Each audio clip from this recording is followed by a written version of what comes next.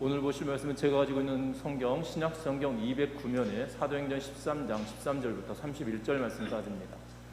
제가 가지고 있는 성경은 신약성경 209면에 사도행전 13장 13절부터 31절 말씀까지를 제가 한 절 읽고 여러분들 한 절 읽고 교독하며 읽도록 하겠습니다. 교독하며 읽습니다. 바울과 및 동행하는 사람들이 바보에서 배 타고 밤빌리아에 있는 버가에 이르니 요한은 그들에게서 떠나 예루살렘으로 돌아가고 그는 버가에서 더 나아가 가시디아 안디옥에 이르러 안식일에 회당에 들어가 앉으니라.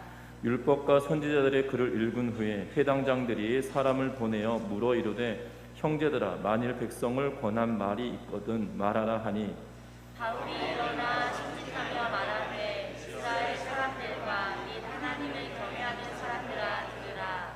이 이스라엘 백성의 하나님이 우리 조상들을 택하시고 애굽 땅에서 나그네 된 그 백성을 높여 큰 권능으로 인도하여 내사 광야에서 약 40년간 그들의 소행을 참으시고 가나안 땅 7 족속을 멸하사 그 땅을 기업으로 주시기까지 약 450년간이라.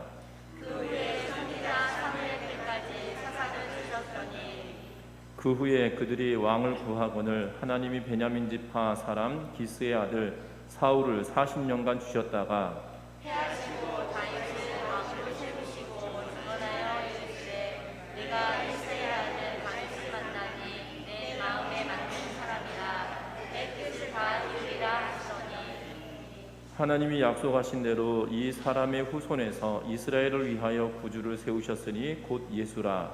그가 오시기에 앞서 요한이 먼저 회개의 세례를 이스라엘 모든 백성에게 전파하니라. 요한이 그 달려갈 길을 마칠 때에 말하되 너희가 나를 누구로 생각하느냐 나는 그리스도가 아니라 내 뒤에 오시는 이가 있으니 나는 그 발의 신발끈을 풀기도 감당하지 못하리라 하였으니 형제들아 아브라함의 후손과 너희 중 하나님을 경외하는 사람들아 이 구원의 말씀을 우리에게 보내셨거늘 예루살렘에 사는 자들과 그들 관리들이 예수와 및 안식일마다 외우는 바 선지자들의 말을 알지도 못하므로 예수를 정죄하여 선지자들의 말을 응하게 하였도다. 죽일 줄을 하나도 참지 못하였으나 내가 너에게 주어달라 하였으니 성경에 그를 가리켜 기록한 말씀을 다 응하게 한 것이라. 후에 나무에서 내려다가 무덤에 두었으나 하나님이 죽은 가운데서 우리를 살리신지라. 같이 읽습니다. 갈릴리로부터 예루살렘에 함께 올라간 사람들에게 여러 날 보이셨으니 그들이 이제 백성 앞에서 그들의 증인이라. 아멘. 우리 서로 인사 나누고 말씀 나누겠습니다. 사랑하고 축복합니다. 미우라 아야코가 삶의 답이 있을까라는 책을 썼습니다. 그의 책에 이러한 내용을 기록하고 있는데요. 그 내용은 이러합니다. 내가 17살 무렵이었을까? 국어 선생님이 학생들에게 물었다. 만약 망망대해 외딴 섬에 한 권의 책만 가져갈 수 있다면 무엇을 가져가겠니? 라고 선생님이 물었다. 우리는 나스메 소셰키의 소설이나 만화책 등 생각나는 것을 말했다. 그런데 누군가 성경이나 백과사전이요? 라고 대답했다. 그러자 선생님은 빙긋이 웃으며 말했다. 선생님이 묻는 것은 너희가 성경을 고르겠느냐, 백과사전을 고르겠느냐 하는 거다. 그때 결론이 어떻게 났는지는 잊어버렸지만 선생님의 그 반문만은 기억하고 있다. 여학교를 졸업할 때 나는 친구와 그 선생님 댁을 방문했다. 젊은 우리는 단도직입적으로 질문했다. 선생님, 인생이란 게 대체 무엇인가요? 라고 묻자 언제나 환하게 웃으시던 선생님이 갑자기 진지한 얼굴로 말씀하셨다. 난 결혼해서 아내와 아이가 있단다. 요즘 들어 어렴풋이 인생이 이런 게 아닐까 하는 생각을 해보기도 한단다. 그렇지만 인생이 뭐냐고 묻는다면 모른다고 하는 게 정직한 대답일 거다. 죽을 때까지 고민해도 인생이 무엇인지는 모를 테지 라고 하며 말씀해 주셨는데 나는 이 한마디에 무척 감동을 받았다. 그 뒤 나는 폐결핵을 앓아 13년간 요양생활을 해야만 했다. 요양생활은 나 자신과의 고독한 싸움이었고 그야말로 망망대해의 외딴섬이었다. 나는 이 인생의 외딴섬 속에서 백과사전 대신 성경을 택했다. 사전은 지식을 늘려줄지 모르지만 살아가는 힘도, 하나님을 찾는 겸손도, 사람을 마음으로 사랑하는 힘도, 죄를 씻을 수 있는 능력도 있지 않다. 성경만이 인생의 모든 의문에 답을 준다. 인생은 외딴 섬과 같다. 내게 성경은 외딴 섬에 있는 단 하나의 책이었다 라고 하며, 미우라 아야코가 그가 인생의 삶의 답이 있을까라는 책에 이렇게 기록해 놓고 있는 것을 보게 됩니다. 결국 지식이 쌓아진다고 하여서, 백과사전처럼 지식이 충만해진다고 하여서 인생의 답을 찾는 것이 아니라, 인생의 답은 성경 안에 있다라고 그의 이야기 속에 짤막하게, 아니 어떻게 보면 이 압축하여서 엑기스처럼 이야기하고 있는 것을 보게 됩니다. 우리가 신앙생활을 하면서 우리가 붙들어야 될 것이 있다라면 하나님의 말씀입니다. 우리는 하나님의 말씀을 믿고 듣고 지키며 살아가는 하나님의 백성들임에도 불구하고, 우리 스스로는 하나님의 말씀에 대하여 이런 깊이 있는 그러한 의미를 두고 있지 않은 것처럼 보여질 때가 많다는 거죠. 저와 여러분들의 삶 속에 정말 인생의 모든 답이 성경 안에 있다라는 사실들을 기억하면서, 인생의 외딴섬에, 망망대해와 같은 외딴섬에 있는 우리의 인생이다 할지라도 그 속에 하나님의 말씀을 부여잡고 그 뜻대로 살아냄으로 말미암아 인생이 주는 그 외로움 속에 하나님의 은혜로 기뻐할 수 있는 우리 모두가 되시기를 주의 이름으로 부탁드립니다. 특별히 오늘 성경의 말씀에 보면 그 하나님의 말씀을 붙들고 살아가는 그 사람들에 관한 이야기를 계속적으로 하고 있는 것을 보게 됩니다. 안디옥 교회가 바울과 바나바를 선교사로 세우고 안수하여서 그들을 파송합니다. 그리고 요한 마가라고 불리는 사람을 수행원으로 삼고 이 비시디아 수리아 안디옥을 떠나 이 전도 여행을 시작합니다. 지난 시간까지는 구브로라고 하는 섬에 도착하여서 그곳에서 복음을 전하고, 또한 이 예수 그리스도의 이름으로 이 사단을 쫓아내는 그러한 일들을 우리는 보았습니다. 오늘 성경의 말씀에 보면 13절에 이렇게 기록합니다. 바울과 및 동행하는 사람들이 바보에서 배를 타고 밤빌리아에 있는 버가에 이르니 요한은 그들에게서 떠나 예루살렘으로 돌아가고 라고 성경은 말하고 있는 것을 보게 됩니다. 특별히 하나님이 쓰시는 사람들이다 할지라도 여러 가지 역경과 어려움에 봉착하면 이 주저하게 되어지는 그러한 모습도 오늘 성경을 통해서 보게 되는데요. 중요한 것은 하나님의 말씀을 붙들고 살아가는 바나바와 바울은 끊임없는 여정에 계속적으로 함께하고 있는 그러한 모습을 보게 된다는 겁니다. 저와 여러분들 오늘 성경의 말씀에 보면 우리가 보았던 것처럼 14절 말씀에 보면 이렇게 기록합니다. 그들은 버가에서 더 나아가 비시디아 안디옥에 이르러 안식일에 회당에 들어가 앉으니라 라고 성경은 이야기합니다. 특별히 바나바와 바울에 있어서만큼은 이 요한 마가의 이 회기가 굉장히 큰 어려움처럼 느껴졌을 것입니다. 1차 전도 여행을 시작하면서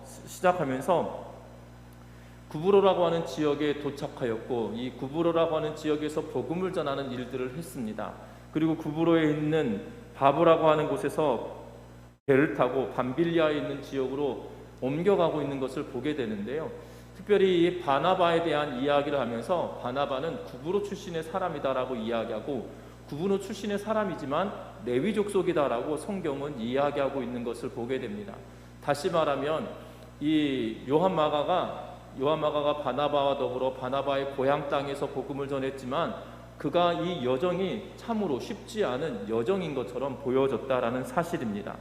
특별히 그가 돌아감으로 말미암아 마가의 회기가 결과적으로는 바나바와 바울이 2차 전도 여행을 시작하면서 결국 갈라서게 되어지는 그러한 원인을 제공하는 사건이기도 했었는데요.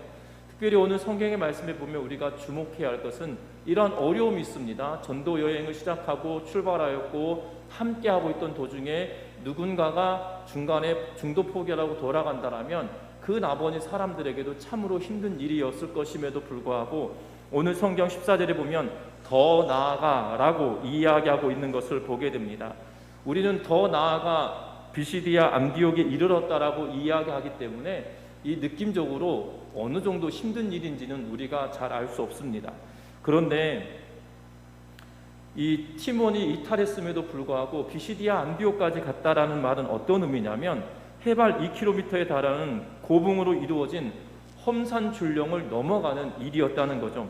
지금도 이 오늘날에도 약 200km 정도 되는, 자동차로 200km 정도를 가야 되는 그러한 거리였다라고 합니다. 과거에는 걸어가는 그러한 여정이었기 때문에 지금보다도 더 구불구불한 그러한 길이었을 것이고 더 멀리 느껴지는 그러한 길이었을 겁니다. 1세기를 살아갔던 그들이었기 때문에 교통이 뭐 자가용을 이용한다, 철도를 이용한다, 대중교통 버스를 이용한다 이런 것이 아니라 오롯이 걸어야만 하든지 짐승의 힘을 빌어야만 하는 그러한 여정이었기 때문에 쉽지 않은 일이었을 거라는 거죠. 그럼에도 불구하고 역경이 있고 어려움이 있음에도 불구하고 그들이 붙들고 있는 하나님의 말씀 때문에 기어코 나아가고 있는 그들의 모습을 우리는 기억해야 할 것입니다. 분명한 것은 요한 마가에 우리는 주목해 봐야 할 것 같습니다. 요한은 이 마가라고 불려지는 요한은 이 그의 집에 120명의 성도들이 함께 모여서 기도하였던 그 마가의 다락방의 그 주인의 아들인 걸로 보여집니다. 어머니 마리아가 그의 아들 마가와 함께 생활하였던 곳이 예루살렘에 있었던 걸로 보여진다는 거죠. 오늘 성경 잘 살펴보면 마가가 왜 돌아갔을까라는 것이에요. 여러분들 앞에서도 말씀드렸지만 그들 앞에 있는 것은 험산줄령이고 쉽지 않은 여정이었다는 사실이에요. 오늘 성경을 잘 살펴보다 보면 인물들이 보여지는데 하나는 바울이고 하나는 바나바고 그리고 요한 마가가 등장하고 있는데요. 바울은 다소 출신의 사람입니다. 다시 말하면 길리기아 다소라고 불려지는 곳에서 출생을 합니다. 그리고 그가 학문하였던 곳은 예루살렘이었고 그가 활동하였던 지역도 예루살렘입니다. 그리고 다메섹으로 가던 중에 예수님을 만남으로 인하여 예루살렘으로 돌아온 것처럼 보여지지만 갈라디아서 말씀을 통해서 보면 그는 아라비아에 가서 3년간 머물렀다라고 이야기하고 그리고 다소에 있을 때에 바나바가 가서 그를 데리고 안디옥으로 갔다라고 사도행전 12장에서는 기록하고 있기 때문이죠. 어떻게 보면 바울은 그가 살아왔던 여정을 보면 다소에서 태어나서 예루살렘에서 유학을 하고 그리고 그곳에서 활동을 하다가 다메섹으로도 가고 아라비아로도 가고 다시 다소로도 돌아가고 그러한 모습들을 보게 된다는 거예요. 어찌 보면 그의 인생의 여행길은 자주 있었던 일이고 쉽지 않은 길이었을 것임에도 불구하고 그의 인생의 여행은 쉽게 갈 수 있었던, 쉽지는 않지만 갈 수 있을 만한 그러한 일이었다는 거죠. 바나바도 마찬가지였습니다. 바나바도 구브로에서 태어났고 구브로 출신이다라고 이야기합니다. 그런데 예루살렘 교회의 지도자로 살아갔었을 뿐만 아니라 예루살렘에서 안디옥으로 파송하여서 바울을 데리러 다소로 갔다가 다시 안디옥으로는 그러한 여정을 살아왔던 그러한 모습을 보게 된다는 거예요. 그런데 마가는 예루살렘에 있었던 마가를 데리고 안디옥으로 갔다라고 하는 표현을 쓰고 있는 걸 보게 되기 때문에 어떻게 보면 마가에 있어서만큼은 예루살렘이 출신이고 예루살렘에서 성장하였고 예루살렘에서 안디옥으로 이동하는 것 그의 인생의 긴 여행은 아마 그것이 아니었을까라고 추정해 볼 수 있는 사도행전의 기록인 것을 보게 됩니다. 여러분들 기억할 것은 복음을 들고 말씀을 부여잡고 하나님의 뜻대로 살아가지만 때로는 우리의 여정에 이 낙담이 될 때도 있고 때로는 실패할 때도 있는 것을 보게 된다는 거예요. 그런데 우리가 거기서 주저하지 않으셨으면 좋겠습니다. 특별히 오늘 마가는 그가 전도 여행을 하는 1차 전도의 여행의 시작점에서 그가 돌이켜서 예루살렘으로 돌아가 버립니다. 여러분들 돌아간다고 하면 그들을 파송하였던 안디옥으로 가는 것이 마땅할 텐데 예루살렘으로 예루살렘으로 돌아갔다는 표현은 어떻게 보면 너무 힘들어서 어머니에게로 간 것처럼 표현되어지는 그러한 모습이라는 거예요. 특별히 추석 명절이면 또한 설 명절이면 수많은 사람들이 고향 땅을 향하여 갑니다. 방송으로 보니까 이 서울에서 부산까지, 서울에서 광주까지 이동하는 시간이 뭐 9시간, 8시간, 그래도 진짜 많이 줄어든 것 같아요. 제 기억으로는 중고등학교 다닐 때, 대학 다닐 때만 하더라도 목포에서 서울까지 가는 시간이 뭐 17시간, 뭐 18시간, 뭐 광주에서 서울 가는 시간이 24시간 걸렸다, 뭐 이런 분들도 계셨었는데요. 지금은 9시간이 길다고 여겨지지만 과거에 비하면 한 반 정도 줄어드는 것 같다라는 생각이 들어집니다. 예, 여기서 동의하시는 분들은 저하고 비슷한 세대시거나 그 위의 세대신 것 같은데, 분명한 것은요, 그렇게 긴 시간 동안 가는 이유가 뭘까요? 그냥 의무감 때문만 간다라면 포기하기도 일쑤일 것입니다. 그러나 먼 길이고 힘든 여정이지만 그래도 가는 이유는 이 타지의 삶을 사는 것, 어떻게 보면 타지의 생활이 더 익숙할 수도 있어요. 그리고 그곳에 살아가는 시간이 고향 땅에서 살아갔던 시간보다 더 길기 때문에 어쩌면 그들이 살아가고 있는 그곳이 고향인 것처럼 느껴지지만 부모님이 있는 집으로 가는 이유는 짧은 시간이다 할지라도, 길지 않은 시간이다 할지라도 그곳에서 위안을 얻기 때문이 아니겠나라는 생각이 들어집니다. 그리고 좀 더 연세 드신 분들 보면 고향 땅에 부모님이 계시지 않으면 더 이상 그곳에 가지 않아요. 그 지역 자체가 주는 것이 아니라, 그 고향 땅이 주는 의미가 아니라 부모님이 계시는 그곳이기 때문에 가는 것이고, 그곳에서 위로를 받고 또한 이 위로함을 경험하는 그러한 것이 아니겠나라는 생각이 들어집니다. 지금 마가도 마찬가지죠. 안디옥으로 간 것이 아니라, 그를 파송했던 안디옥으로 간 것이 아니라 예루살렘으로 향하여 갔다라고 표현하고 있는 것은 그의 힘든 여정에 돌이켜서 그가 위로함을 받기 위함이다라는 생각이 들어진다는 거예요. 어떻게 보면 전도 여행을 하는데 중도 포기하였기 때문에 실패자로 여겨지지만 성경의 뒤에 보면 바울이 그가 디모데후서 1장 11절 말씀에 보면, 누가만 나와 함께 있느니라, 네가 올 때에 마가를 데리고 오라, 그가 나의 일에 유익하니라 라고 바울은 기록하고 있어서, 마가는 지금 이 1차 전도 여행에서는 실패한 것처럼 여겨지지만, 마가는 그럼에도 불구하고 기독교 역사에, 아니 바울에게 있어서만큼은 적어도 유익한 사람이다라고 이야기할 만큼 보여진다는 거예요. 그러면 1차 전도여행에서 보였던 그 마가와 바울이 고백하고 있는 디모데후서에서 그의 사역의 끝마무리에서 마가의 평가가 다른 이유는 무엇이냐면, 그가 어떤 훈련을 받았냐의 문제인 것 같아요.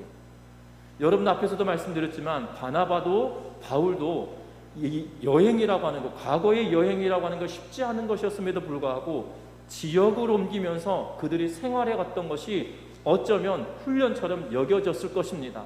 마가는 오히려 사도행전 자체로만 보면 예루살렘에 있다가 예루살렘에서 나고 자라고 살아가다가 안디옥으로 간 것이 그의 인생길의 여행은 처음인 것처럼 사도행전은 우리에게 비춰주고 있다는 거예요. 저와 여러분들의 삶에 어떠한 훈련을 하고 있냐는 것입니다.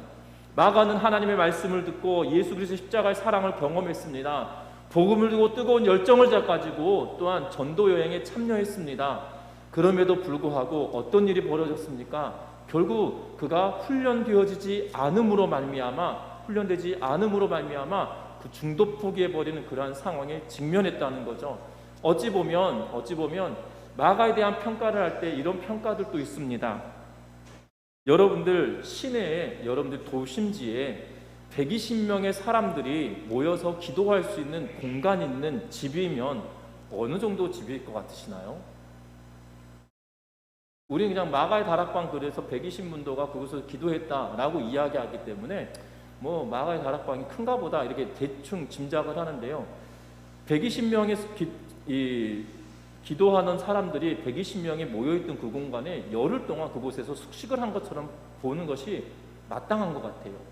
여러분들 열흘 동안 120명이 숙식을 하는 공간이다라면, 그것도 도심지에서 숙식을 할 수 있는 공간이다라면, 여러분들 뭐라고 그래야 되죠? 보통의 여유가 있는 그러한 집안의 사람이 아니다라면 쉽지 않은 일일 것 같아요. 지금도 여러분들 도심지에 120명의 사람이 열흘 동안 먹고 자고 할 수 있는 집을 가지고 있다 그러면 어느 정도의 부유함이라고 생각하시나요? 그렇지 않습니까? 여러분들 가족들이 다 모이셔도 한 30명, 40명 되지 않으실까요? 아무리 많은 가족이다 할지라도 3, 40명 모여서 명절을 지내는 2, 3일 동안도 지내고 나면 부모님들은 와 힘들다 이렇게 표현을 하실 때가 있거든요. 내가 사랑하는 자녀들을 먹이고 재우고 하는 일도 2박 3일 동안 20명, 30명의 자녀들이 와서 간다고 하면 굉장히 쉬운 일이 아니에요. 그런데 120명의 성도들이 한 곳에 모여서 떠나지 않고 기도하였다라고 표현하면 숙식을 그곳에서 해결했다는 표현이 정확할 것 같아요. 그러면 그들을 데리고 있다는 것이 쉽지 않을 거였거든요. 그랬던 집안의 사람이 마가였어요. 그런데 부유하면 선교할 수 없다, 부자면 선교하기 힘들다는 걸 말하고 싶은 것이 아니고요. 그랬던 마가에게 그 어떠한 훈련도 그에게 있지 않았던 것처럼 보여진다는 거예요. 우리는 사무엘상 17장 말씀을 보면 17장 38절부터 40절 말씀을 보면 성경은 이렇게 기록해 놓고 있어요. 이에 사울이 자기 군복을 다윗에게 입히고 노투구를 그의 머리에 씌우고 또 그에게 갑옷을 입히매 다윗이 칼을 군복 위에 차고는 익숙하지 못하므로 시험적으로 걸어보다가 사울에게 말하되 익숙하지 못하니 이것을 입고 가지 못하겠나이다 하고 곧 벗고 손에 막대기를 가지고 시내에서 매끄러운 돌 5을 골라서 자기 목자의 제구 곧 주머니에 넣고 손에 물매를 가지고 블레셋 사람에게로 나아가니라 라고 성경은 기록합니다. 다윗과 골리앗의 전쟁을 치르는 대목인데 사울이 다윗의 이야기를 듣고 그를 데려옵니다. 그리고 그가 입었던 군복을 입혀주고 노투구도 그에게 씌워줍니다. 그리고 갑옷을 입힙니다. 그리고 그가 가지고 있던 칼을 그에게 줍니다. 그런데 다윗은 뭐라고 이야기하냐면 나에게 익숙하지 않으니 이것 가지고 못 가겠다라고 이야기하고 있어요. 여러분들 전쟁을 치른다고 그러면 다윗에게 있어서만큼은 이것만큼 더 좋은 것이 없었을 것입니다. 왕이 입었던 군복, 왕이 가지고 있던 칼, 왕이 입었던 이 갑옷을 그가 입고 나간다라면 어찌 보면 생명을 지키는데 더 수월할 것입니다. 그런데 다윗이 챙겼던 것은 무엇이냐면 막대기, 그리고 제구에 돌 5개, 그리고 물매 이렇게 가지고 나아가고 있는 것을 보게 되어져요. 여러분들 기억할 것은 골리앗과의 싸움에서 필요한 것은 칼이고 또한 군복이고 또한 갑옷이고 방패일 텐데도 불구하고 그것을 취하지 않고 있는 것을 보게 됩니다. 다윗이 왜 이렇게 나아갈 수밖에 없었을까요? 그것은 하나님이 그를 훈련시키셨던 방식대로 그가 싸우겠다라고 하며 나아가고 있는 것이거든요. 우리는 기억해야 합니다. 신앙의 여정에 하나님은 우리들을 끊임없이 훈련시키신다는 거예요. 훈련 없이 하나님은 그냥 내보내시거나 훈련 없이 던져놓지 않으신다는 거죠. 어떻게 보면 요한 마가가 훈련 없이 나아가다 보니 어렵고 힘든 일이 그에게 장애물이었고 돌이킬 수밖에 없는 상황처럼 보여졌다는 겁니다. 저와 여러분들의 신앙의 여정에 분명한 것은 하나님이 우리를 훈련시키시는 방법들이 각각 다르다는 거예요. 그런데 우리는 나를 훈련시키셨던 하나님의 은혜와 하나님의 능력과 하나님의 사랑보다도 내 눈에 보기에 더 커 보이는 것들을 붙들고 살아가려고 할 때가 많은데 아니라는 겁니다. 저와 여러분들의 신앙의 여정에 나를 훈련시키셨던 방법이 무엇이셨고 하나님이 나에게 응답하셨던 방식이 무엇이었는지 거기에 관심을 두며 살아가는 은혜가 있으시기를 주의 이름으로 부탁드립니다. 왜 이것이 필요로 하냐면 하나님의 말씀이 내 삶 속에 역사하시는 것은 나를 향한 하나님의 계획과 특별한 방식에 의하여서 이루어져 가고 있기 때문이라는 거예요. 그런데 우리는 나를 향하신 하나님의 계획과 섭리는 온데간데 없고 다른 것이 나에게 응답하는 것처럼 여겨진다고 여기면서 그것을 회피하고 다른 것을 취하려 할 때가 많은데 아니라는 겁니다. 하나님은 내가 기도할 때 기도 가운데 응답을 주셨다라면 여러분들 그것이 하나님이 여러분들 훈련시키셨던 방법이실 거예요. 때로는 내가 하나님의 말씀을 이 예배 시간에 말씀을 듣다가 내 마음의 감동됨으로 그것을 붙들고 기도하였더니 그대로 이루어지고 실현되어지는 것은 또 다른 하나님의 방법이었을 겁니다. 때로는 내가 찬양을 하고 찬송을 부를 때 내 마음속에 확신을 주는 그러한 방식으로 하나님의 응답을 주셨다라면 내가 그렇게 하는 것이 마땅한 일일 거예요. 그런데 우리는 나에게 훈련시키시고 나에게 응답하셨던 그 하나님의 방식은 내가 힘들고 어려울 때는 다 잊어버리고 내가 이렇게 하면 어떻게 했습니까? 라고 하면 다른 방식들을 취하려 할 때가 많은데요. 그렇지 않다는 거예요. 하나님이 나에게 응답하셨던 방식대로 내가 그 길을 걸어갈 때 하나님은 나를 훈련시키셨던 방식대로 나에게 응답하신다는 것을 기억하면서 믿음의 길을 하나님께서 훈련시키셨던 그 길을 걸어낼 수 있는 우리 모두가 되시기를 주의 이름으로 부탁드립니다. 그러면서 오늘 성경은 계속적으로 무엇에 대해서 이야기하냐면 13절 16절 이후부터 15절에 보면 율법과 선지자들이 글을 읽은 후에 회당장들이 사람을 보내어 물어 이르되 형제들아 만일 백성을 권한 말이 있거든 말하라 라고 이야기하자 바울이 일어나서 말하기 시작하였다라고 성경은 이야기하고 있는 것을 보게 됩니다. 이전까지는 바나바를 누가가 이 사도행전을 기록할 때 바나바를 항상 앞서서 기록했습니다. 그러다가 13절부터 시작하여서는 바울을 가장 앞에다 두면서 이야기하고 있는 것을 보게 됩니다. 심지어 우리가 읽었던 15절 이후부터 이 비시디아 안디옥에 도착하여서 이 말씀을 전할 때 바나바가 말씀을 전한 것이 아니라 바울이 말씀을 전했다라고 이야기하고 있는 것을 보게 되는데요. 그렇다고 해서 바나바가 능력이 없는 사람이냐? 결코 그렇지 않았다라는 사실입니다. 사도행전 4장 36절에 바나바가 처음 사도행전에 등장합니다. 그의 등장을 성경은 이렇게 이야기하고 있는데 구브로에서 난 레위족 사람이 있으니 이름은 요셉이라 사도들이 일컬어 바나바라 하니라고 이야기하고 있는 것을 보게 됩니다. 원래 이름은 요셉이지만 사도들이 뭐라고 그를 불렀냐면 저 사람 바나바야 라고 불렀다는 거예요. 원래는 요셉이라고 본명은 요셉인데 사도들이 저 사람 요셉인데 바나바야 라고 부르다가 결국 그의 이름이 바나바처럼 고착됐다는 거죠. 그런데 그 바나바란 이름의 뜻은 뭐라고 이야기하면 우리 성경에 번역하면 위로의 아들이라 라고 기록하고 있지만 영어 성경이나 원문 자체를 보면 어떤 의미로 하고 있냐면 격려하다, 용기를 붙었다, 권장하다 이런 의미로 사용하고 있는 것을 보게 됩니다. 다시 말하면 이 바나바가 남들을 격려하고 용기를 북돋아 줄 뿐만 아니라 권장하여서 그들로 하여금 그렇게 될 수 있도록 만들어가는 위로의 사람이고 권유의 사람이고 그리고 권장하고 용기를 북돋아주는 그러한 사람이었다라는 것이에요. 그에게 참 많은 능력을 가지고 있었던 사람이었음에도 불구하고 특별히 바나바가 바울을 데려다가 그로 하여금 더 많은 일들을 할 수 있도록 길을 열어줬던 사람인 걸로 보여지면 그는 대단한 능력자인 것은 확실합니다. 그러나 오늘 본문의 말씀을 통해서 보면 그가 말씀을 전할 수 있는 사람임에도 불구하고 바울을 세워 그가 말씀을 가르치도록 설교를 할 수 있도록 길을 열어주고 있는 그러한 모습을 보게 된다는 거예요. 저와 여러분들 하나님이 우리를 훈련시키신 방식대로 우리가 살아간다라면 우리가 기억할 것은 내 능력을 고집하며 살아야 될 이유가 전혀 있지 않다라는 거예요. 오늘 바나바는 그가 능력자였습니다. 능력을 가진 사람이에요. 어떻게 보면 역사는 이렇게 말합니다. 어떤 분들은 이렇게 설명하기도 하셔요. 바나바가 이제는 역사의 귀한 길로 가고 바울이 떠오르는 본문이다라고 하면서 13장을 그렇게 평가하는 분들도 계시는데 저는 그렇게 생각하지 않습니다. 왜냐하면 누가가 바울과 더불어 전도 여행을 하였기 때문에 바울에게 집중되어져 있지만 바나바 또한 하나님의 사역을 감당하는 위대한 인물이었다는 거예요. 2차 전도여행을 시작하면서 바울과 바나바가 요한마가를 데려가느냐의 문제에 따라서 바나바가 가는 길이 달랐고 바울이 가는 길이 달랐지만 분명한 것은 바나바도 2차 전도여행을 그 나름대로 시작하고 있었고 복음을 위하여 애쓰고 살아갔던 사람이었다는 거죠.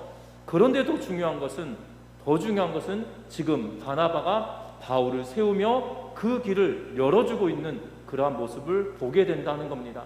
우리가 내 뜻과 내 능력을 고집할 문제가 아니라 하나님의 나라와 의를 위하여 내가 무엇을 협력할 것인지 우리는 거기에 관심을 더 두어야 한다는 사실이에요. 저와 여러분들 가정에서도 가족들이 오랜만에 다 모이셨을 텐데요. 가족 안에서도 의견 차이가 있어서 때로는 가족들이 모이고 나면 싸움을 하는 분들도 있는 것을 보게 됩니다. 그것이 전혀 없지 않기 때문에 방송을 통해서든 때로는 드라마를 통해서든 때로는 어떤 이 주변의 이야기를 듣든 그런 일들을 종종 접할 수 있게 되는데요. 형제들 사이에서도 부자지간이고 부녀지간이라고 불구하고 이 모녀지간이고 모자지간이든지 간에 의견이 맞지 않고 오랜만에 만났는데도 불구하고 오랜만에 만나서 말다툼을 하는 일들도 종종 있는 것을 보게 된다는 거예요. 오죽하였으면 이 밥상머리에서는 정치 이야기하지 말라라고 이야기할 만큼 정치 이야기라면 반드시 다툼이 일어나기 때문에 이 명절 밥상머리에서는 정치 이야기하지 말라라는 이 사람들의 뭐라고 이야기해야 되죠? 그 사람들의 그냥 이야기들이 있는 것을 보게 되죠. 그만큼이나 민감한 사안들을 이야기할 때는 내 의견이 맞지 않으면 피 튀기게 싸우는 것이 이 정치 문제일 수도 있다는 거죠. 여러분들 가족이어도 그러는데 여러분들 협력한다는 것이 가족임에도 불구하고 협력한다는 게 쉽지 않은데요. 한 가지 사안 뭐 정치 문제만 놓고 보더라도 협력한다는 것은 불가능한 일이거든요. 그런데 중요한 것은요. 지금 말씀을 붙들고 복음을 위해서 살아간다고 하는 이들은 협력을 하는 모습이 그들에게 너무나도 아름답게 드러나고 있다는 사실입니다. 바나바도 능력자예요. 그럼에도 불구하고 그가 그 능력을 바울을 세우는 데 사용하고 있는 것을 보게 된다는 거예요. 우리 전미중학교 성도 여러분들, 우리도 마찬가지라는 사실입니다. 서로 하나님의 사랑을 경험한 우리들이기에 서로 세워줄 수 있는 은혜가 저와 여러분들 가운데 충만하여 지시기를 주의 이름으로 부탁드립니다. 바나바에 의해서 세움을 받았던 이 바울은 그러면 어떤 설교를 하고 있냐는 거예요. 오늘 바울이 설교했던 설교의 내용은 이스라엘 백성들이 가나안 땅을 향하여 가기 전 애굽에서 생활했던 사건으로부터 시작하여서 다윗의 이야기까지, 사무엘의 이야기와 사사들, 그리고 다윗의 이야기까지 하고 있는 것을 보게 됩니다. 그런데 이 설교의 정점은 결국 무엇으로 하고 있냐면 예수 그리스도에 관한 이야기로 달려가고 있는 것을 보게 되어집니다. 결국 가나안 땅에서 일곱 족속을 멸하고 기업을 주시는데 약 450년의 기간을 주셨다라고 하면서 19절에 이야기하고 그 이후에 선지자 사무엘 때까지 사사를 주셨다라고 이야기하고 왕을 달라고 했더니 20절 말씀해 보니까 베냐민 지파 사람 기스의 아들 사울을 왕으로 주셨다. 그리고 다윗으로 왕을 세우셨다 라고 하면서 하나님이 약속하셨는데 그 다윗의 후손을 통하여 구주를 세우기로 약속하셨는데 그 약속이 바로 예수 그리스도를 통하여 이루어진 것이다 라고 하며 말하고 있는 것을 보게 된다는 거예요. 여러분들 첫 번째 설교가 중요한 이유는 다른 것이 아니라 바울이 지금 그 마음에 품고 있는 생각을 처음 열어내는 것이기 때문에 굉장히 중요한 설교의 내용이거든요. 그런데 그가 처음 끄집어낸 설교의 내용은 결국 무엇이냐면 예수 그리스도에 관한 이야기를 전하고 있는 것을 보게 된다는 겁니다. 여러분들 복음을 위하여 살아간다, 말씀을 붙들고 살아간다는 삶은 결과적으로는 예수 그리스도에 사로잡혀 예수 그리스도를 위하여 살아가는 것이다라고 말할 수 있을 것 같습니다. 우리 전미중학교 성도 여러분들, 우리가 삶을 살아감이 믿음 생활하는 것이 결국 무엇을 위해서 살아내고 있냐는 거예요. 여러분들 신앙생활하는 것이 내 자신의 유익을 위하여 사는 것입니까? 신앙생활하는 것이 나의 유익만을 위하여서 신앙생활하는 것이다라면 여러분들 다시 한번 생각해 봐야 할 겁니다. 우리의 신앙생활은 나 자신의 유익과 나의 평안을 위해서 하는 것이 아니에요. 신앙생활은 예수 그리스도를 위한 삶이 되어져야 된다라고 성경은 이야기합니다. 특별히 성경은 뭐라고 이야기하냐면 구주를 세우셨으니 곧 예수다라고 이야기해 놓고 나서 31절에 갈릴리로부터 예루살렘에 함께 올라간 사람들에게 여러 날 보이셨으니 이는 이제 백성 앞에서 그의 증인이다라고 이야기하며 결국 예수 그리스도로 인하여서 살아왔던 동행하였던 사람들이 예수 그리스도께서 죽으시고 부활하셔서 그를 여러 날 보셨고 백성 앞에서 승천하셨지만 결국 남아있는 그들은 무엇하는 사람들이냐? 그의 증인으로 삶을 살고 있다라고 하며 나도 그 증인 가운데 하나다라고 하며 지금 선언하고 있는 모습을 보게 된다는 거예요. 하나님이 여러분들을 신앙의 훈련을 시키십니다. 그리고 협력하도록 만드십니다. 그 이유가 무엇이냐면 바로 그의 증인 예수 그리스도의 증인된 삶을 살라고 우리를 훈련시키시고 협력하게 하시고 세워가시는 거라는 거예요. 나의 유익과 나의 평안으로 신앙생활이 아닙니다. 그것을 위한 것이었다면 바울은 예수 안 믿는 것이 훨씬 나았어요. 나의 신앙, 나의 유익과 나의 평안을 위한 것이다라면 바울은 예수 안 믿고 그냥 유대교에 남아있는 것이 훨씬 나았거든요. 출세 가도록 가고 있었던 그였어요. 그런데 그가 예수를 믿고 예수를 증언하며 예수 그리스도의 증인의 삶을 살아가면서 고린도서 11장에 보면 엄청난 어려움을 그가 당하고 있는 것을 보게 되어져요. 저와 여러분들의 신앙의 여정에 나는 누구를 위해서 살아가고 있는가 라는 것에 여러분들 주목해야 할 것 같습니다. 제가 아이를 결혼하기 전에는 진짜 예수님을 위해서 살아가겠다 이렇게 불붙는 20대 초반에 그 불붙는 심성이 있었던 것 같아요. 그래서 친구들과 더불어 이 대학 다니면서 선교회도 조직하고 청소년 수련회도 연합 수련회도 조직하고 하고 그랬던 기억이 나거든요. 그런데 그때 20대 초반의 그 열정은 점점 좀 줄어들어가는 것 같아요.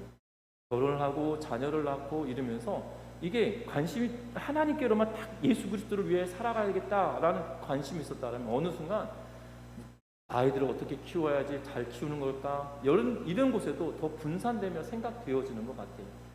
그런데 여러분들 그런 와중에도 기억할 것은 나를 부르신 그 아버지의 뜻과 내가 증인의 삶을 살아간 예수 그리스도를 증언하라고 하는 그 증인의 삶을 포기하는 것이 아니라 여전히 내 삶에 예수 그리스도의 증인이라는 삶을 살아가야 된다는 것을 기억하면서 그것을 놓지 않고 살아가는 은혜가 있으시기를 주의 이름으로 부탁드립니다. 우리를 부르신 목적에 합당한 그러한 삶을 살아낼 때 우리는 그리스도의 증인이요 그리스도의 일꾼이고 그리스도의 하나님의 자녀란 사실들을 기억하며 살아내는 은혜가 있기를 주의 이름으로 부탁드립니다. 말씀을 맺으려고 합니다. 여름 명절에 가족들도 만나셨고 또한 가족들을 만나기 위하여 이동하셨을 겁니다. 그러는 와중에 우리가 기억할 것은 나는 이 상황에 예수 그리스도의 증인의 삶을 살고 있냐라는 것에 한 번 더 질문을 던져보셨으면 합니다. 나를 부르시고 나를 세우신 이유가 내가 증인으로서 나를 부르셨고 나의 유익과 평안을 위하여 부르신 것이 아닌 예수 그리스도를 위하여 나를 부르셨는데 나를 부르심에 나는 어떻게 반응하고 있는지 다시 한번 돌이켜보는 은혜가 있으시기를 주의 이름으로 부탁드립니다. 그래서 나를 훈련시키셨던 여정과 나를 세우셨던 여정들을 돌이켜보고 이렇게 세워가셨던 이유는 나의 유익과 나의 평안이 아닌 예수 그리스도의 증인으로 그의 증인으로 부르셨다는 것을 확신하면서 저와 여러분들이 이 기회에 예수 그리스도의 이름을 전하며 살아낼 수 있는 그러한 기간이 되시기를 주의 이름 부탁드리고 또한 저와 여러분들의 인생이 예수 그리스도를 위한 삶을 살아갈 수 있는 우리 모두가 되시기를 주의 이름으로 부탁드립니다. 혹여 우리가 살아오는 동안에 예수 그리스도의 증인된 삶을 혹여 잠깐 놓았었다 할지라도 아니 이제 다시금 예수 그리스도의 십자가의 사랑을 전하며 살아낼 수 있는 십자가 때문에 살아낼 수 있는 우리 모두가 되시기를 주의 이름으로 부탁드립니다. 우리 찬양하시겠습니다.